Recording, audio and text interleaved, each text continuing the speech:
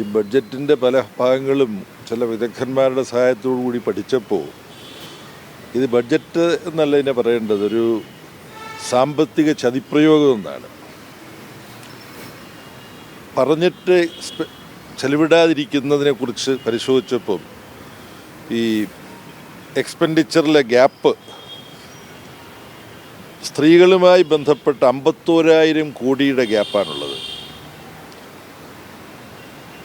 Mid day meals പോലെയുള്ള കുട്ടികളുടെ ആവശ്യങ്ങൾക്കുള്ള ചെലവിൽ 8,200-ഉം 2,500 കോടിയുടെ കുറവുണ്ട്. ഷെഡ്യൂൾ കാസ്റ്റ് അവർക്ക് സ്പെൻഡ് ചെയ്യേണ്ടതിനകത്തുള്ള ഗ്യാപ്പ് 7,200 കോടിയാണ്. ഷെഡ്യൂൾഡ് ട്രൈബിൻ്റെ അലോക്കേറ്റ് ചെയ്തതിൽ സ്പെൻഡ് ചെയ്യാതുള്ളത് 17,000 കോടിയാണ്. ഏറ്റവും വലിയ തട്ടിപ്പ് നടത്തിയിട്ടുള്ളത് ഈ ജി എന്ന് പറഞ്ഞിട്ടുള്ള പരിപാടിയുണ്ടല്ലോ, അതിന് 95,000 കോടി അലോക്കേറ്റ് ചെയ്തിരിക്കുകയാണ്. കേന്ദ്രം തന്നെ ഇതിനു വേണ്ട പണം ചെലവിടുമ്പോൾ ഇത്രയും അലോക്കേറ്റ് ചെയ്തിരുന്നില്ല. അപ്പോൾ ആൾ അത്ഭുതപ്പെടും. ഇപ്പോൾ 60-40 ആയിട്ട് മാറ്റുകയാണ്. അപ്പോൾ എന്തിനാണ് ഈ 95,000 കോടി കേന്ദ്രത്തിൻ്റെതായിട്ട് പറയുന്നത്? കാരണം 60-40 ആയിട്ട് മാറുമ്പോൾ 95,000 കോടി കേന്ദ്രം ഈ ബഡ്ജറ്റിൽ വകയിരുത്തുമ്പോൾ സംസ്ഥാനങ്ങൾ ഇതിന് ആനുപാതികമായി വകയിരുത്തേണ്ടത് 64,000 കോടിയോളമാണ്, എല്ലാ സംസ്ഥാനങ്ങളും കൂടെ ചേർന്ന്. കേന്ദ്രം തന്നെ ചെലവാക്കേണ്ടിയിരുന്ന സമയത്ത് സംസ്ഥാനങ്ങൾ ചെലവാക്കി കേന്ദ്രം കൊടുക്കേണ്ട തുക കൊടുക്കാതിരിക്കുകയാണ് കേന്ദ്രം. അതാണ് കേന്ദ്രം പിന്തുടർന്നു പോകുന്നതിൻ്റെ സമീപനം.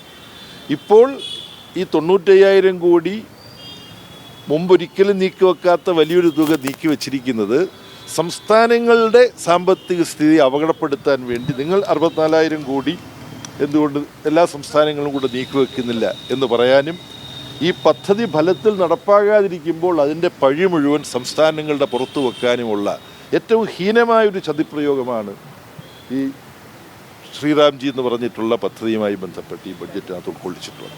പിന്നെ കേരളത്തിൻ്റെ കാര്യം വരുമ്പം AMSന് പണമില്ല, വിഴിഞ്ഞത്തിന് പണമില്ല പുതുതായിട്ട്.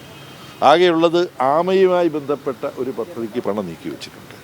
കേരളത്തെ അപമാനിക്കുന്ന ഒരു ബഡ്ജറ്റാണ് ഇപ്പോൾ അവതരിപ്പിച്ചിട്ടുള്ളത്. പ്രധാനമന്ത്രി തിരുവനന്തപുരത്ത് കോർപ്പറേഷൻ പ്രത്യേക രൂപത്തിൽ കൈവശപ്പെടുത്തിയതുമായി ബന്ധപ്പെട്ട് തിരുവനന്തപുരത്തെത്തി വലിയ വലിയ പദ്ധതികൾ പ്രഖ്യാപിക്കും, അമ്പരക്കും കേരളം എന്ന മട്ടിലാണ് പറഞ്ഞുകൊണ്ടിരുന്നത്. അപ്പോൾ അമ്പരപ്പിക്കുന്ന ചിലതെങ്കിലും ഒരു പേരിന് ഉണ്ടാവും എന്ന് എല്ലാവരും കരുതിയിരുന്നു. അങ്ങനെ കരുതിയിരുന്നവരെ മുഴുവൻ കേരളത്തിലെ BJP നേതാക്കന്മാരെ കൂടി വിഡ്ഢികളാക്കിയ ഒരു ബഡ്ജറ്റായി ഇപ്പോഴത്തെ കേന്ദ്ര ബഡ്ജറ്റ് മാറിയിരിക്കുന്നു. ഇതിന് മൊത്തം സാമ്പത്തിക മേഖലയിലുള്ള റവന്യൂ സെഗ്മെൻറ്റിൽ ഒരു വലിയ കോൺട്രാക്ഷനുണ്ട്, ഒരു ചുരുക്കമുണ്ട്.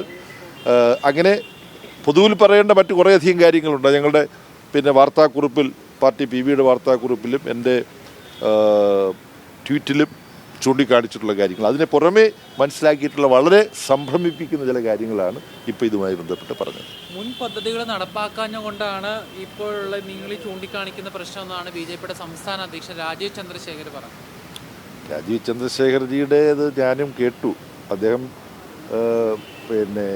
ഇന്ത്യയിൽ മുഴുവൻ ചെറുപ്പക്കാരെ നന്നാക്കാൻ വേണ്ടിയിട്ടുള്ളതിനകത്തുണ്ട്, അതുകൊണ്ട് വേറൊന്നും വേണ്ടല്ലോ എന്നാണ് അദ്ദേഹം ആദ്യം ആകെ പറഞ്ഞത്. ഞാൻ ഈ റീലുകൾ പരിശോധിച്ചപ്പോൾ കണ്ടത് അതുമാത്രമാണ്.